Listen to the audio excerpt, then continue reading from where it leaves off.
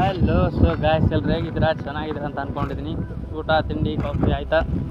So ಇವತ್ತು ಏನಪ್ಪ ವಿಶೇಷ ಅಂದರೆ, ಮನುಷ್ಯ ನೋಡಿ ಯಾವ ಮಟ್ಟಿಗೆ ತನ್ನ ಸ್ವಾರ್ಥಕ್ಕೆ ಬಿದ್ದಿದ್ದಾನಂತಂದರೆ, ಸೊ ಇದು ಮನುಷ್ಯನ ಹುಟ್ಟಿದಾಗ್ಲಿಂದನೂ ಕೂಡ ಇದೆ. ಇದರಲ್ಲಿ ವಿಶೇಷ ಅಂತ ಏನಿಲ್ಲ. ಸೊ ಇಲ್ಲೊಂದು ನಮ್ಮ ಊರಿಗೆ ರಸ್ತೆ ಇದೆ. ಆ ರಸ್ತೆ ತೋರಿಸೋಕ್ಕೋಸ್ಕರನೇ ಇವತ್ತು ವೀಡಿಯೋ ಮಾಡ್ತಾಯಿದ್ದೀನಿ. ಸೊ ಇವತ್ತು ಆ ರಸ್ತೆನ ನೀವು ನೋಡಿದರೆ ನಿಮಗೆ ಶಾಕ್ ಆಗ್ಬೋದು. ಶಾಕ್ ಅನ್ನೋಕ್ಕೇನಿಲ್ಲ, ನಮ್ಮ ಈ ಒಂದು ಪರಿಸ್ಥಿತಿ ಅಥವಾ ನಮ್ಮ ಒಂದು ಜನ್ರೇಷನ್ ದೇಶದಲ್ಲಿ ಇದೆಲ್ಲ ಸುಖ. ಅದ್ರ ಬಗ್ಗೆನೇ ಈ ಒಂದು ವಿಡಿಯೋನ ಮಾಡ್ತಾಯಿದ್ದೀನಿ. ಯಾವ ಮಟ್ಟಿಗೆ ಈ ರಸ್ತೆ ಹದಗೆಟ್ಟಿದೆ ಅನ್ನೋದಕ್ಕೆ ಸಾಕ್ಷಿ ಏನು ಬೇಕಾಗಿಲ್ಲ. ಇದು ನೋಡಿ, ಇಲ್ಲಿ ಮೊನ್ನೆ ಈ ರೋಡಲ್ಲಿ ಪ್ರತಿ ಸಾರಿ ಎಲ್ಲ ಗಾಡಿಗಳು ವಾಹನಗಳು ಇಲ್ಲಿ ಅಡ್ಡಾಡ್ತವೆ. ಸೊ ಇದು ಮುಖ್ಯ ರಸ್ತೆ ಆಗಿದೆ, ನಾಗರಾಳ ಗ್ರಾಮಕ್ಕೆ ಹೋಗುವಂಥ ಒಂದು ಮುಖ್ಯ ರಸ್ತೆ ಇದು. ಸೊ ಈ ರಸ್ತೆಯಲ್ಲಿ ಒಂದು ಗಾಡಿ 4 ಸರಿ ಅಡ್ಡಾಡುತ್ತೆ ಮಿನಿಮಮ್. ಅಂದರೆ ರಿಂಗ್ ಬಸ್ ಅಂದ್ಕೊಂಡು ನಾವು ಇದು ಊರಲ್ಲಿದೆ, ಅದು 4 ಸರಿ ಅಡ್ಡಾಡುತ್ತೆ ಇಲ್ಲಿ ಈ ಒಂದು ರಸ್ತೆಯಲ್ಲಿ.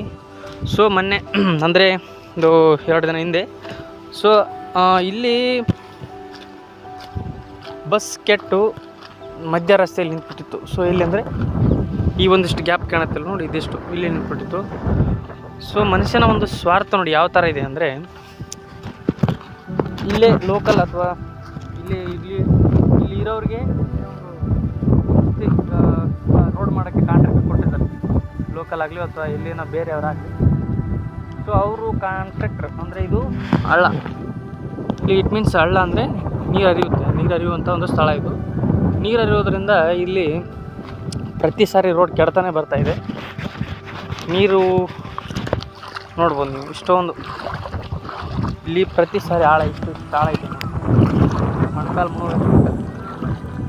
ಈ ರೋಡನ್ನು ಯಾರು ಸರಿ ಮಾಡ್ತಾರೋ ಅಂತ ಗೊತ್ತಿಲ್ಲ, ಮುಳುಗುತ್ತೆ ಕಾಲು. ಹಂಗ ಏನಾದರೂ ರಸ್ತೆ ಕೆಟ್ಟ ಪರಿಸ್ಥಿತಿ ಈ ಥರ ಆಗ್ತಾಯಿದೆ ರೋಡ್. ಯಾವ ರಸ್ತೆಗಳು ಕೂಡ ಇಲ್ಲಿ ಬರೋಕ್ಕೆ ಚಾನ್ಸ್ ಇಲ್ಲ. ಗಾಡಿ ಬರ್ತಾಯಿದೆ ತಡ್ರಿ ತೋರಿಸಿ.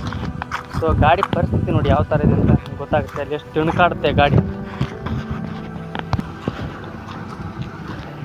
ಒದ್ದಾಡುತ್ತೆ ಗಾಡಿ.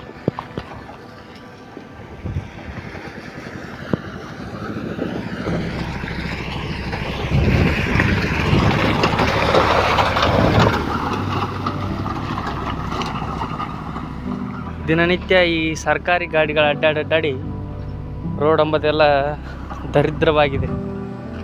ಏನಾದರೂ ಅರ್ಜೆಂಟಿಗೆ ಹುಷಾರಿಲ್ಲ ಅಂತ ಹೇಳಿ ಬಸ್ಸಿಗೆ ಏನಾದರೂ ಕರ್ಕೊಂಬಂದರೆ ಊರು ಮುಟ್ಟೋದೇ ಚಾನ್ಸ್. ಇಲ್ಲಿಂದ ಹಿಡಿದು ನಾಗರಾಳ 2 ಕಿಲೋಮೀಟ್ರ್ ಅಥವಾ 2-3 ಕಿಲೋಮೀಟ್ರ್ ಆಗುತ್ತೆ. ಇಲ್ಲಿಂದ ನಡ್ಕೊಂತ ಹೋಗಿದ್ದಾರೆ ಮೊನ್ನೆ ಒಬ್ಬರು ಅಕ್ಕವ್ರನಿಗಿಂತ ಗಾಡಿಯವರು ಗಾಡಿ ತರ್ಸ್ಕೊಂಡು ಹೋಗಿದ್ದಾರೆ. ಸೊ ಗಾಡಿ ಇಲ್ಲದೆ ಇರೋರು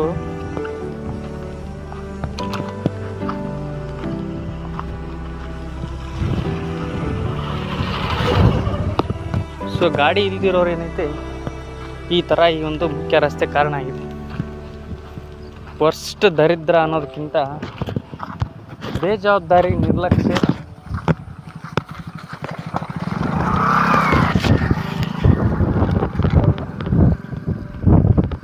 ಇಲ್ಲಿ ನಮ್ಮ ಜನಕ್ಕೆ ಇದೆಲ್ಲ ಸಹಜ ಕಣ್ರಿ, ಏನೂ ಮಾಡೋಕ್ಕಾಗಲ್ಲ. ಯಾಕಂತಂದರೆ 5 ವರ್ಷಕ್ಕೊಂದು ಸಾರಿ ಬರೋ ಎಲೆಕ್ಷನ್ನಲ್ಲಿ ಅವನಿಗೆ ಹಾಕಿರೋ ಬಜೆಟ್ನ ಹಿಂಪಡಿಯೋಬೇಕಂದ್ರೆ ಇನ್ವೆಸ್ಟರ್ಸ್ ಈಗ ಇನ್ವೆಸ್ಟ್ ಮಾಡಿರ್ತಾರಲ್ವ, ಆ ಇನ್ವೆಸ್ಟ್ನ ಅವರು ಯಾವುದ್ರ ಮೂಲಕ ತೆಗಿಬೇಕು? ಇಲ್ಲಿಗೆ ಬರ್ತಿರೋಕ್ಕಂಥ ಯೋಜನೆಗಳ ಮೂಲಕ ಆಗಲಿ, ಇಲ್ಲಿ ಬರ್ತಕ್ಕಂಥ ಅನುದಾನಗಳ ಮೂಲಕವಾಗಲಿ, ಯಾವುದೇ ಒಂದು ರೀತಿಯ ಹಣನ ಅವರು ಇನ್ಪುಟ್ ಮಾಡ್ಕೋಬೇಕು. ಈಗ ದೊಡ್ಡ ರಸ್ತೆಗಳ ಕಾಮಗಾರಿ ಬರ್ತವೆ, ಅದರಲ್ಲಿ ಅವನು ಅರ್ಥ ತೆಗಿಬೇಕು. ಇಲ್ಲಿ ಪ್ರತಿಯೊಂದರಲ್ಲೂ ಕಮಿಷನ್ ಹೊಡಿತಾ ಏನಾಗ್ತಾಯಿದೆ ಅಂತಂದರೆ, ಜನರಿಗೆ ಮೂಲಭೂತ ಸೌಕರ್ಯಗಳೇ ಅಥವಾ ಸಿಗದೇ ಇರುವಂಥ ಒಂದು ಪರಿಸ್ಥಿತಿ ಜನರು ಇದೆ. ನೀವು ನೋಡ್ತಾ ಇರ್ಬೋದು, ನಾನು ಪ್ರತಿ ಸಾರಿ ಪ್ಲಾಸ್ಟಿಕ್ ಬಗ್ಗೆ ವಿಡಿಯೋ ಮಾಡ್ತಿರ್ತೀನಪ್ಪ, ಅಲ್ಲಿ ಪ್ಲಾಸ್ಟಿಕ್ ಈಗ ನೋಡಿ, ಈಗ ನಮ್ಮ ದೇಶದಲ್ಲಿ ಕೆಲವೊಂದಿಷ್ಟು ಸಮಸ್ಯೆಗಳ ಬಗ್ಗೆ ಹೋರಾಟಗಳು ನಡೀತಾ ಇದೆ. ಆ ಹೋರಾಟಗಳು ಸಹಜವಾಗಿ ನಡೀತಾನೆ ಇರ್ತವೆ. ಇದರಲ್ಲಿ ನೋಡಿ, ಈಗ ದೆಹಲಿಯಲ್ಲಿ ಕೆಲವೊಂದಿಷ್ಟು ಹೋರಾಟಗಳಾಗ್ತಾಯಿದೆ, ಇನ್ನು ಕೆಲವೊಂದಿಷ್ಟು ಹೋರಾಟಗಳು ಆಗ್ತಾಯಿದೆ. ಎಲ್ಲ ಕಡೆಯೂ ಕೂಡ ಈಗ ಇರುವಂಥ ಸರ್ಕಾರ ಅಥವಾ ಕೇಂದ್ರ ಸರ್ಕಾರದ ವಿರುದ್ಧ ಜನರು ರಾಜೀನಾಮೆ ಕೊಡಬೇಕು ಅಂತೇಳಿ, ಅಥವಾ ಅವರು ಒಂದು ಏನು ನೀಟ್ ಎಕ್ಸಾಮ್ ಇತ್ತಲ್ಲ, ಆ ಎಕ್ಸಾಮಿಗೆ ಅವರು ಎಕ್ಸಾಮ್ಗೋಸ್ಕರ ಅವರು ಶ್ರಮ ಸ್ಟ್ರೈಕ್ ಮಾಡಿದ್ದಾರೆ. ನೀಟ್ ಎಕ್ಸಾಮ್ ಏನಾದರೂ ಇದು ಆಯ್ತಲ್ಲ, ಪೇಪರ್ ಲೀಕ್ ಔಟ್ ಆಯ್ತಲ್ವ, ಆವಾಗ ಧರ್ಮೇಂದ್ರ ಸಿಂಗ್ ಅವರ ಒಂದು ಸಚಿವರ ಮೇಲೆ ಅವರು ರಾಜೀನಾಮೆ ಕೊಡುವಂತ ಹೇಳಿ ಹೋರಾಟ ಮಾಡ್ತಾಯಿದ್ದಾರೆ. ಸೊ ಈ ಹೋರಾಟದ ಉದ್ದೇಶ ಇದು ನೋಡಿ, ನಮ್ಮ ದೇಶ ಯಾವಾಗಲೂ ಕೂಡ ಇಷ್ಟೇ ಇರ್ತದೆ. ಸೊ ಇಲ್ಲಿ ಹೋರಾಟಗಳಾಗ್ತಾ ಇರ್ತವೆ. ಸೊ ಕೆಲವೊಂದಿಷ್ಟು ಸಮಸ್ಯೆಗಳೇನು ಗೊತ್ತಾ, ಜನರು ತಿಳಿದು ಮಾಡುವಂಥ ಕೆಲವೊಂದಿಷ್ಟು ಸಮಸ್ಯೆಗಳು ಕೂಡ ಇದರಲ್ಲಿದೆ. ಸೊ ಯಾವುದೇ ಸರ್ಕಾರವಾಗಲಿ ಪ್ರತಿ ಸಾರಿ ಕೂಡ ಇದೇ ಥರ ಆಗ್ತಾ ಇರುತ್ತೆ. ಸೊ ಇವು ಈಗೇನು ಈ ಹಿಂದಿನ ಸರ್ಕಾರ ಇತ್ತಲ್ಲ, ಅವರು ಕೂಡ ಈ ಥರ ಮಾಡೇ ಇರ್ತಾರೆ, ಮಾಡಿದರೂ ಕೂಡ ಮಾಡ್ತಾರೆ ಅಥವಾ ಮಾಡದಿಲ್ದಿರ್ಬೋದು. ಸೊ ಇಲ್ಲಿ ಕೆಲವೊಂದಿಷ್ಟು ವಿಚಾರಗಳು ಏನಂತಂದರೆ, ಸಾಮಾನ್ಯ ಜನರು ನಾವೇನು ತಪ್ಪು ಮಾಡ್ತಾ ಇದ್ದೀವಲ್ವ, ಆ ಒಂದು ತಪ್ಪು ಮಾಡಬಾರ್ದು ಅಂತ ಹೇಳ್ತಾ ಇದ್ದೀನಿ. ಕೆಲವೊಂದಿಷ್ಟು ಏನಪ್ಪ ಅಂದರೆ, ಈಗ ಪ್ಲಾಸ್ಟಿಕ್ ತೊಗೊಳ್ಳಿ, ಪ್ಲಾಸ್ಟಿಕ್ನ ಬಳಸೋದ್ರಿಂದ ಅದರ ಸಂಗ್ರಹಿಸಿ ಇಡ್ತಾ ಇದ್ದಾರೆ. ಎಲ್ಲೂ ಕೂಡ ಪ್ಲಾಸ್ಟಿಕ್ ವಿಲೇವಾರಿ ಆಗುವಂಥ ಸಾಧ್ಯತೆಗಳು ಎಲ್ಲಿ ಕಾಣ್ತಾ ಇಲ್ಲ. ಸೊ ಯಾಕೆ ಪ್ಲಾಸ್ಟಿಕ್ ವಿಲೇವಾರಿ ಆಗ್ತಾ ಇಲ್ಲ ಅಂತಂದರೆ, ಸೊ ಅದನ್ನು ನಮ್ಮ ದೇಶದಲ್ಲಿ ಅಥವಾ ನಮ್ಮ ಜನರಿಗೆ ಇರುವಂಥ ಹಲವಾರು ಸಮಸ್ಯೆಗಳನ್ನೇ ಬಗೆಹರಿಸೋಕ್ಕಾಗ್ತಿಲ್ಲ. ಸೊ ಇದರಲ್ಲಿ ಜನರು ತಮಗೆ ತಾವೇ ಒಂದು ಸಮಸ್ಯೆನ ಸೃಷ್ಟಿ ಮಾಡ್ಕೊಳ್ತಾ ಇದ್ದಾರೆ. ಈ ಒಂದು ಸಮಸ್ಯೆಗೆ ಎಲ್ಲಿ ಕೂಡ ಪರಿಹಾರ ಇಲ್ಲ. ಸೊ ಆದಷ್ಟು ಪ್ಲಾಸ್ಟಿಕ್ನ ಬಳಕೆ ಕಡಿಮೆ ಮಾಡಿ. ಸೊ ಏನು ಗೊತ್ತಿಲ್ಲ, ಇಲ್ಲಾಗಿದೆ ಅಲ್ವ, ಈ ಥರ ಪರಿಸ್ಥಿತಿ ಆಗ್ಬೋದೇನೋ ಮುಂದೆ. ನಾನು ನೋಡಿದ್ರ ಹಾಗೆ ಹೊಲಗಳಲ್ಲಿ ಈಗ ಆಲ್ಮೋಸ್ಟ್ ಆಲ್ ಪ್ಲಾಸ್ಟಿಕ್ ಇಡೀ ನಮ್ಮ ದೇಶ, ಇಡೀ ಪ್ರಪಂಚಕ್ಕೆ ಪ್ಲಾಸ್ಟಿಕ್ ವ್ಯಾಪಿಸಿಬಿಟ್ಟಿದೆ. ಹಾಗಂತ ಎಲ್ಲ ದೇಶಗಳಲ್ಲೂ ಕೂಡ ಅದೇ ಥರ ಇಲ್ಲ.